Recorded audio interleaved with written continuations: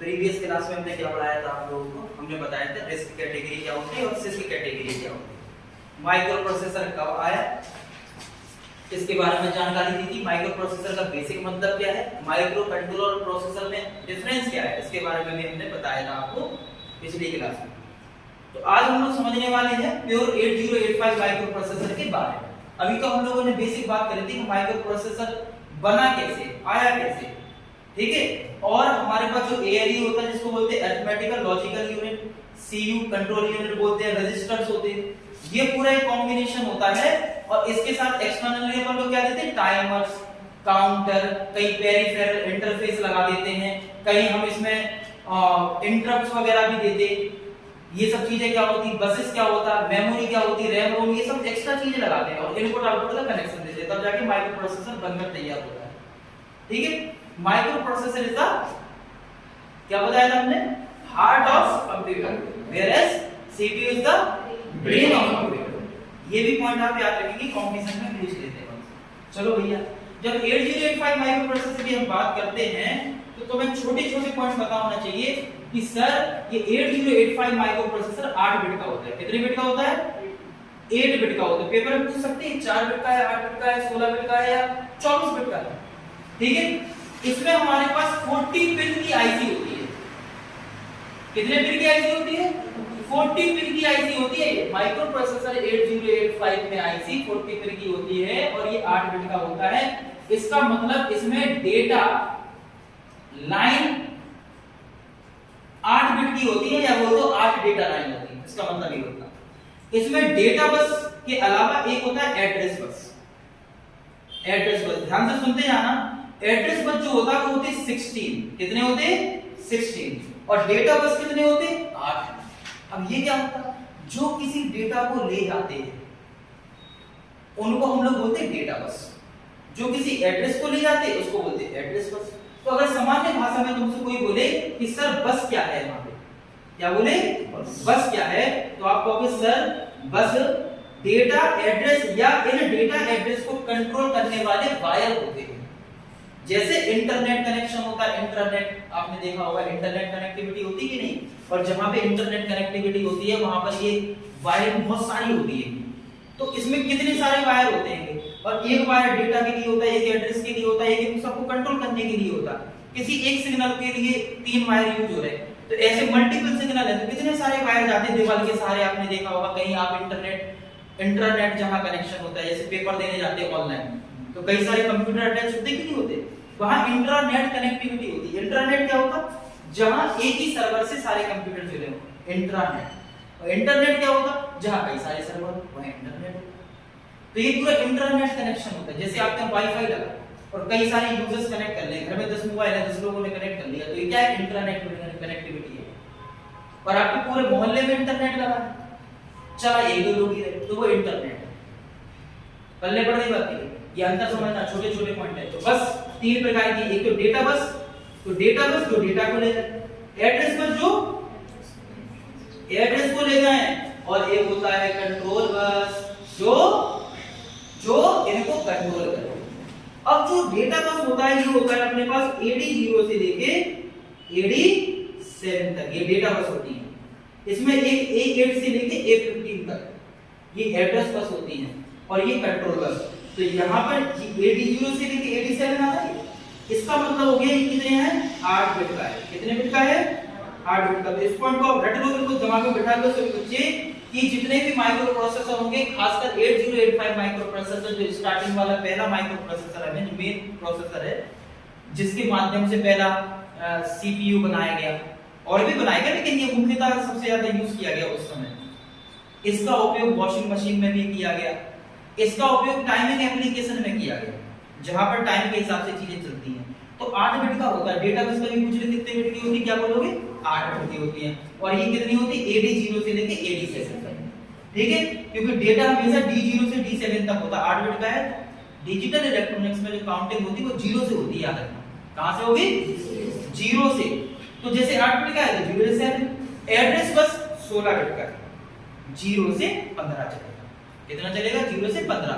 तो A0 से लेके A15 होता है, तो ये अलग से ना चल के A0 से A7 तब तो इसी के साथ चलता है, डेटा के साथ। जैसे आपको कहीं जाना है, आपको जाना मुंबई तक और आपके एक पड़ोसी है, बहुत अच्छी पड़ोसी है, और उन्हें जाना भोपाली तक, तो जाओगे एक साथ लेकिन वो भोपाल में उतर जाएंगे, ठीक है। आप वहीं उसी ट्रेन में बैठ के आगे निकल जाओगे, वहां तक तो गप्पे लड़ाए आपने।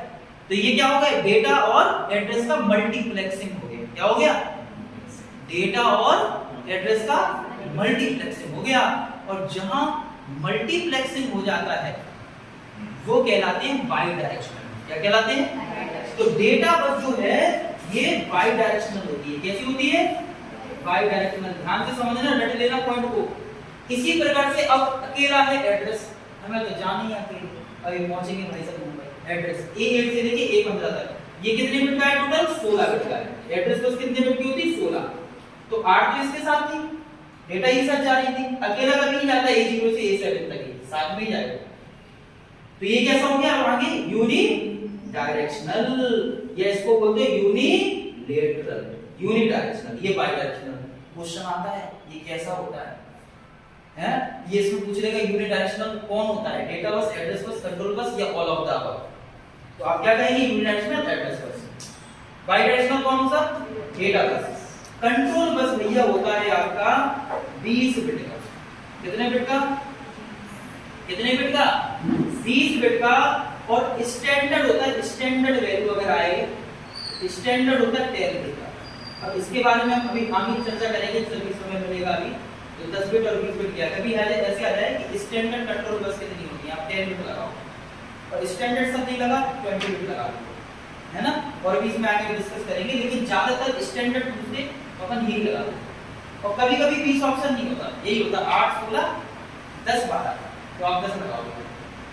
लेकिन अगर 20 दिख रहा है तो फिर 20। अब उसका केस अलग है, आगे चर्चा करेंगे। ये कैसा होता है, ये uni and bidirectional, both, ये दोनों, क्योंकि कंट्रोल करना है इसको, डेटा को भी कंट्रोल करना है, इसको एड्रेस को भी कंट्रोल करना है। जब दोनों कंट्रोल करना तो यूनि डायरेक्शनल भी काम करता है, ये बाई डायरेक्शनल भी काम करता है। तो कंट्रोल बस दोनों की तरह काम करता है। समझ में आ गई बात। एक सबसे इंपॉर्टेंट प्रश्न ये होता है कि 8085 माइक्रो प्रोसेसर चलाने के लिए कितनी फ्रीक्वेंसी की आवश्यकता होगी।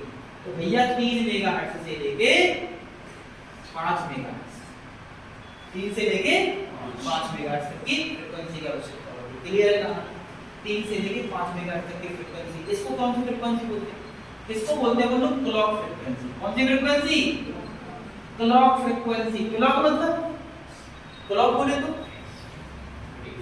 पल्स जो लगातार सिग्नल देता हो, पल्स देता हो, उसको जो क्लॉक बोले, क्लॉक फ्रीक्वेंसी इस पे काम कर रहा है। तो ये क्लॉक फ्रीक्वेंसी कितनी होती है। और इसमें क्या है, बात आती है इसकी मेमोरी कितनी है। बहुत इंपॉर्टेंट क्वेश्चन, मेमोरी कह रहे 8085 माइक्रो प्रोसेसर की मेमोरी बताओ कितनी होगी, रैम रोम मेमोरी कितनी होगी। तो मेमोरी का अपने आप में एक फार्मूला होता है 2 × 2 इसकी power address line into data line. रट लो ये फार्मूला, हमेशा काम आएगा। कोई भी मेमोरी निकालने के लिए 2 की घात एड्रेस लाइन गुणे डेटा लाइन। ये 8086 में भी ऐसी फार्मूला लगाएंगे, उसमें एड्रेस लाइन 20 होती है, डेटा लाइन 16 होती है। इसमें 8051 का अलग है, 128 किलोबाइट वहां पे रैम मेमोरी होती है, और 4004 के रोम होती है वहां। तो उसमें हम चर्चा करेंगे जब वो दूसरा आएगा 805।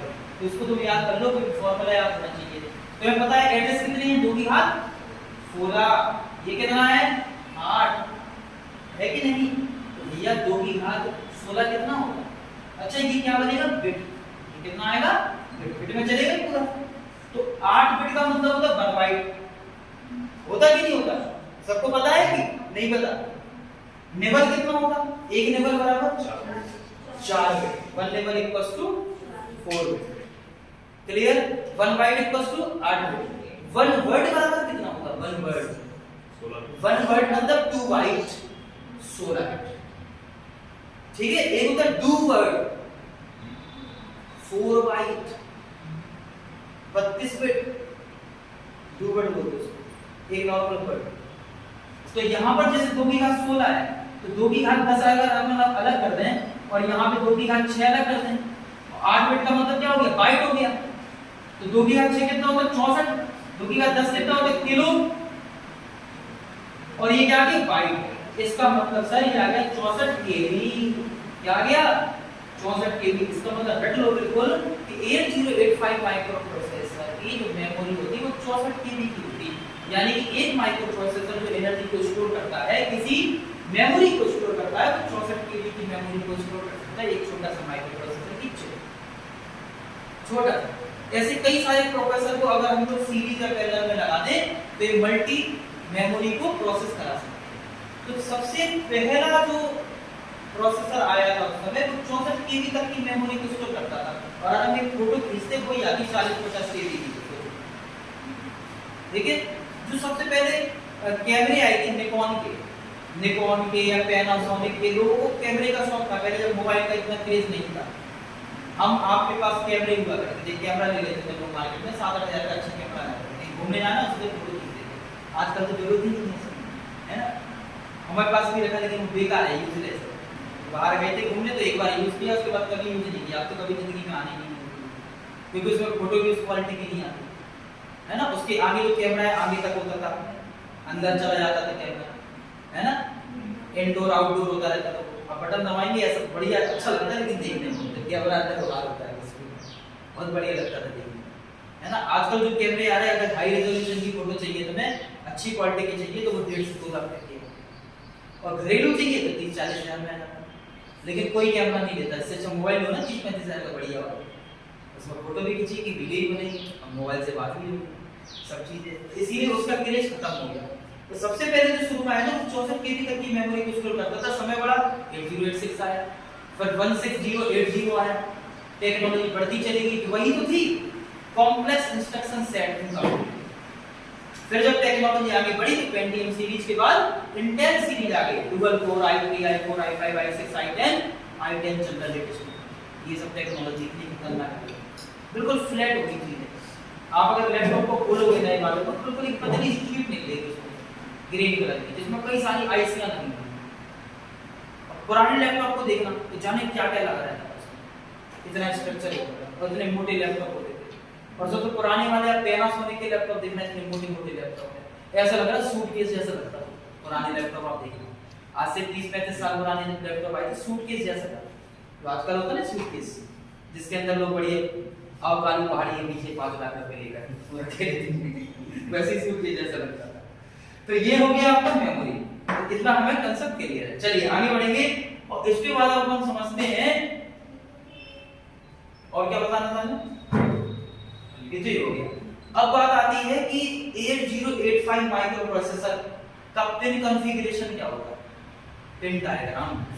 इसका पिन डायग्राम हम लोग पढ़ते हैं और इसमें कोई पॉइंट पिन रहेगा 8085। हाँ, ये क्वेश्चन है कि 8085 माइक्रो प्रोसेसर का नाम 8085 नहीं क्यों पड़ा, ये आपका होमवर्क है, ये करके आप सर्च करके अच्छा इसमें 40 पिन ही क्यों यूज होती, इसमें 42 पिन क्यों यूज नहीं होती। अभी ये रिसर्च के विषय है, तो मैं रिसर्च तो करना नहीं, तो रटना है चीजें, तो आपको याद करना चाहिए। 3 मेगाहर्ट्ज 5 मेगाहर्ट्ज की फ्रीक्वेंसी होती है इसमें क्लॉक। अगर 8086 पढ़ेंगे तो वहां 12 मेगाहर्ट्ज की फ्रीक्वेंसी चली जाती है, 5 हर्ट्ज 7 हर्ट्ज 12 मेगाहर्ट्ज तक चली जाती है। यहां मेमोरी 3 8086 में 1 MB आई है, ऐसे इसी तरीके से हम निकालेंगे। कल हम आपको रैम रोम के बारे में बता रहे थे, तो यहाँ पर अपने पास एक होता है, अपने पास रैम में हमने पढ़ा था, एक होता है एस रैम, एक होता है D RAM,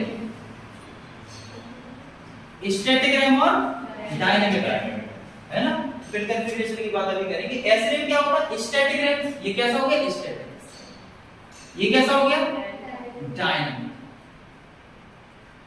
it store less memory, ये क्या करता है, इट स्टोर लेस मेमोरी, ये कम मेमोरी को स्टोर करता है। It store huge memory. और क्या करता है, made of latch and flip flop, ये फ्लिप फ्लॉप एंड लैच के माध्यम से बनता है फ्लिप फ्लॉप। और मेड ऑफ एफईडी, और एफईडी में कौन आ सकता है, जेफेट और मॉसफेट, इसका यूज करके हम इसको बनाते हैं। समझ में आ रही बात की, ये क्या मेमोरी देगा, ये टेम्परेरी दे सकता है मेमोरी, वैसे तो दोनों ही टेम्परेरी होंगी, ठीक है,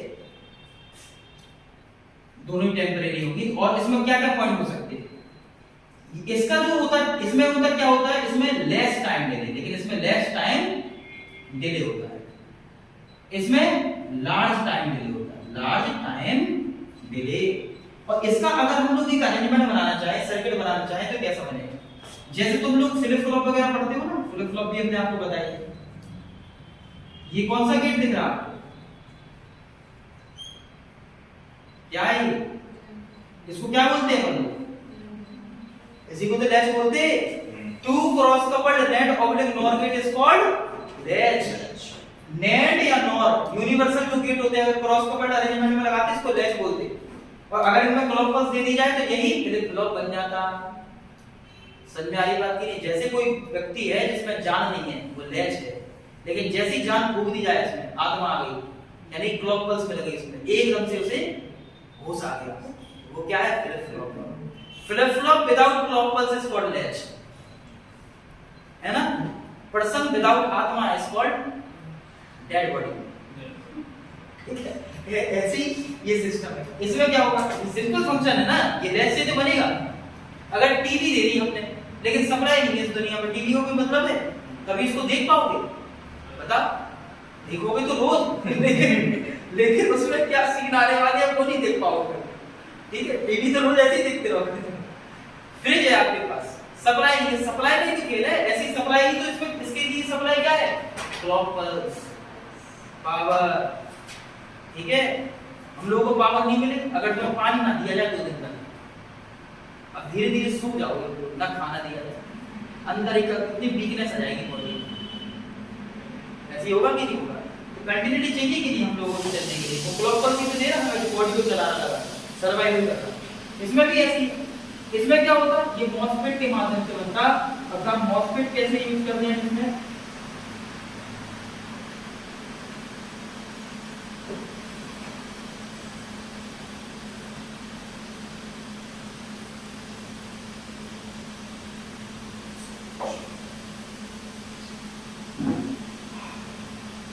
सर्किटरी होती है, इस तरीके से हम बना देते हैं। एक नॉर्मल बनाए, एनहांसमेंट टाइप मॉसफेट लगा दिया है, ठीक है, इसका यूज कर लिया। या MOS technology, it is based on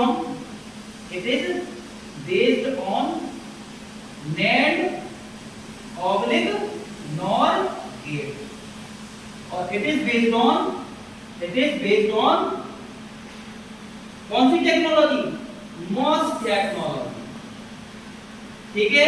I hope आपको इतनी समझ में आया होगा। सब लोग पहले नोट कर लेंगे, फिर बाद में चर्चा करेंगे, ठीक है। नोट कर लेंगे, हम लोग चर्चा करेंगे पिन कॉन्फ़िगरेशन की 8085 माइक्रोप्रोसेसर में। हमने बताया कि कितनी आईसी, इस आईसी में कितनी पिन होती है, 40। कितनी पिन होती है, 40। अब ये जो 40 पिन होती हैं, हम पूरा इस 40 पिन का विवरण पढ़ने वाले हैं, बस कंसंट्रेट करना सभी लोग, और सावधानी हटी और दुर्घटना हटी। ये पूरा डायग्राम हम यहाँ पे बना रहे हैं। इसमें 20 पिन इस साइड, और पूरे नाम याद होना चाहिए, किसमें इंटरप्ट्स होते, किसमें स्टेटस सिग्नल होते, किसमें एक्नॉलेजमेंट सिग्नल होते, किसमें लैच होता, किसमें एड्रेस बस होती है, किसमें डेटा बस, मतलब पूरा कांसेप्ट है 40 पिन का। तो यहाँ पर हम 40 पिन में से 20 पिन इस साइड रखेंगे,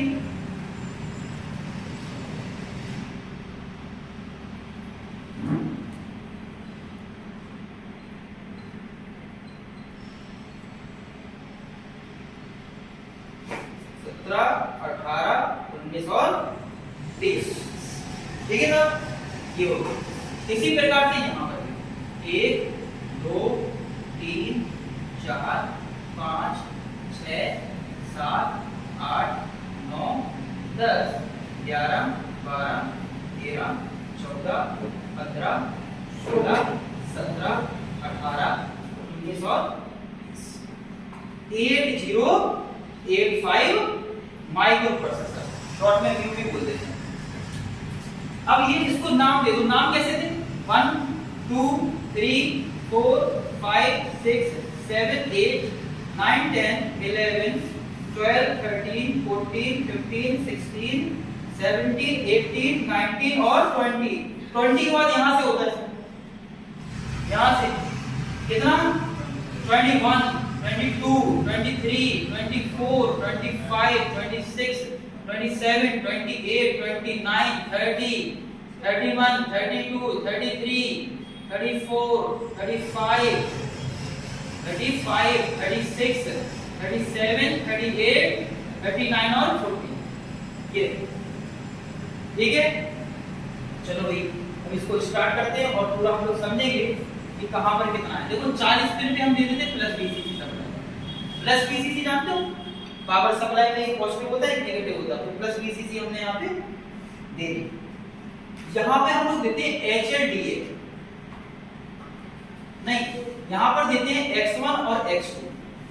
यहां पे HLDA और होल्ड, ये क्या होता है, होल्ड होता है, ये होल्ड एक्नॉलेज होता है, होल्ड होता है, होल्ड एक्नॉलेज।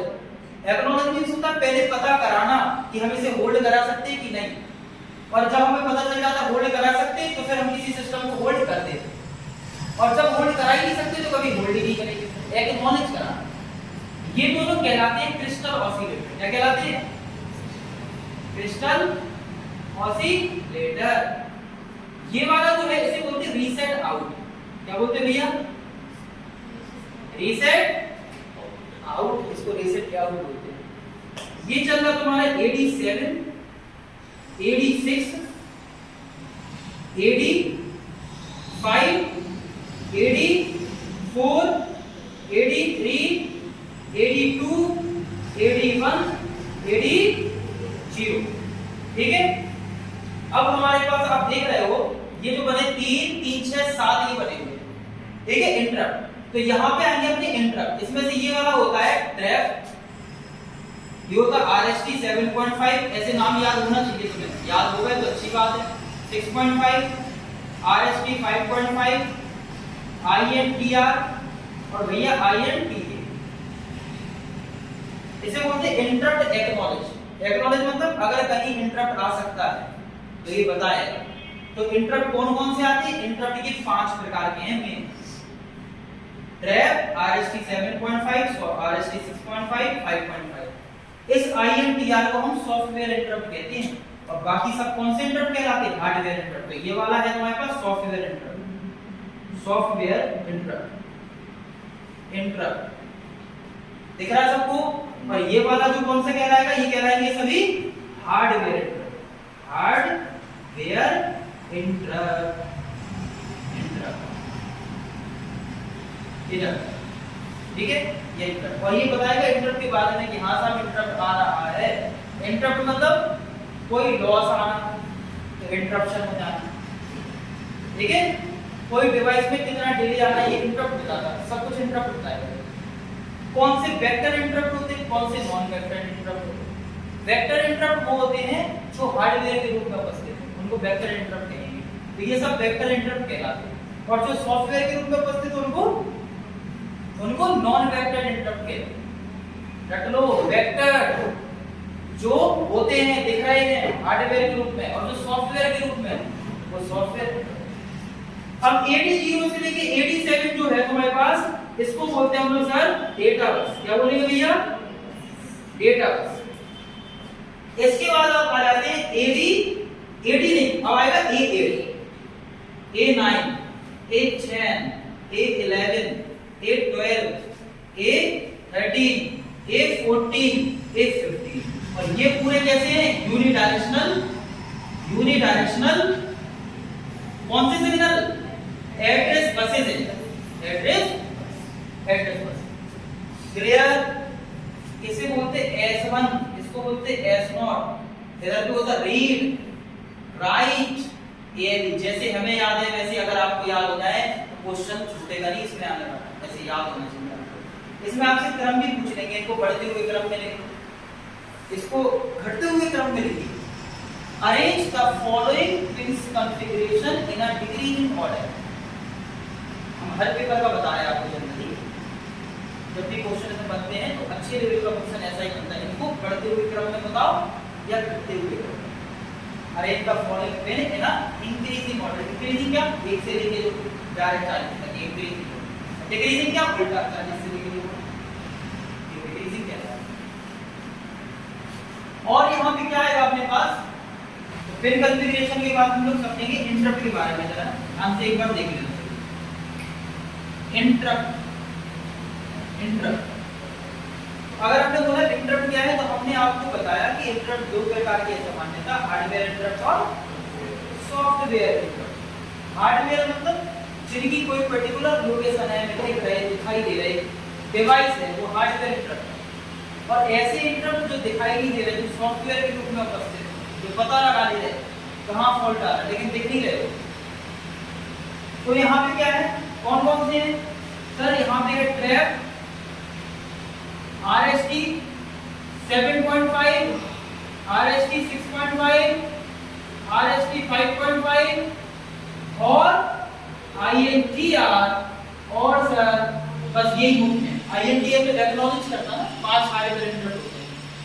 क्वेश्चन है कि बताओ 8085 माइक्रो प्रोसेसर में किसकी प्रायोरिटी हाईएस्ट होगी, मैक्सिमम प्रायोरिटी मतलब किसको देंगे प्रायोरिटी, मतलब किसके आने की संभावना सबसे ज्यादा होगी। प्रायोरिटी मतलब प्रायोरिटी पूछेंगे हम आपसे, ये ऐसा होता है जो नो ऐसा होता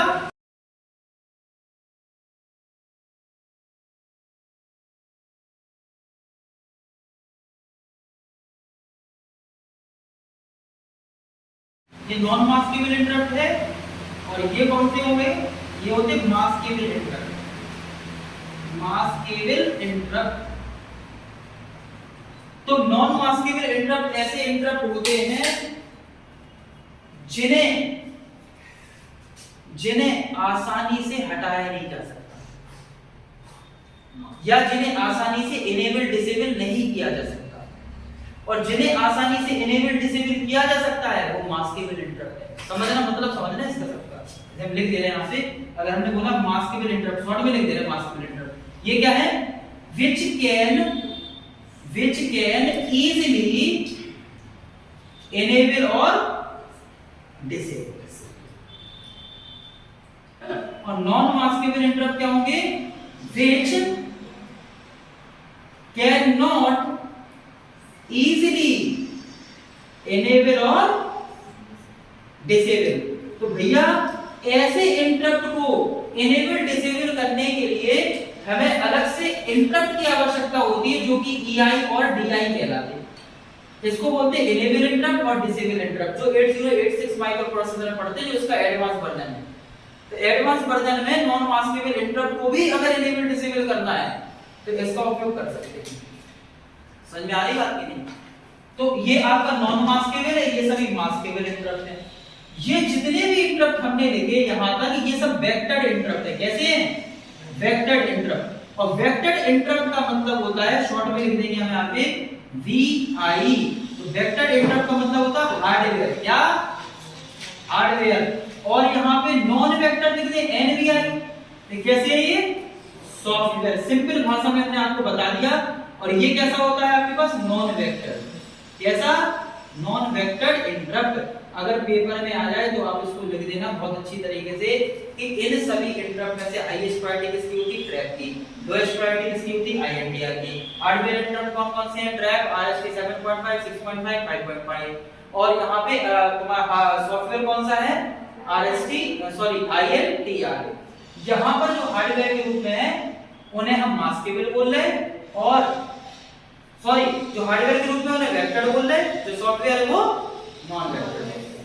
मास्केबल इंटरप्ट क्या है, ऐसे इंटरप्ट जिन्हें आसानी से इनेबल डिसेबल किया जा सकता है तो वो मास्केबल है। ऐसे इंटरप्ट जिन्हें आसानी से इनेबल डिसेबल नहीं किया जा सकता, नॉन मास्केबल इंटरप्ट कहलाएंगे।